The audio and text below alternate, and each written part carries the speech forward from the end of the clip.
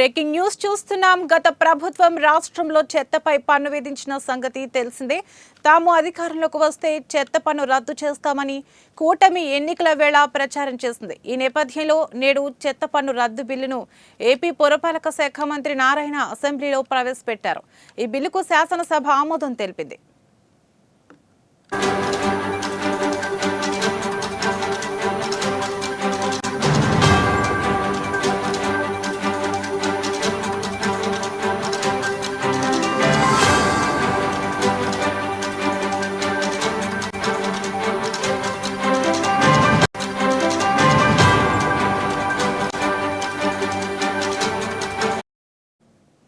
గత ప్రభుత్వం చెత్త సేకరణకు పన్ను విధించిందని అన్నారు.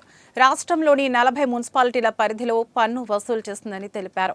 చెత్త సేకరణకు నెలకు 51,641 నుంచి 62,964 వరకు చెల్లించారని ఆరోపించారు. నివాస గృహాల నుంచి నెలకు 30 రూపాయల నుంచి 120 రూపాయల వరకు సేకరించారని, కమర్షియల్ కాంప్లెక్స్ల నుంచి 100 రూపాయల నుంచి 10,000 రూపాయల వరకు సేకరించారని వెల్లడించారు.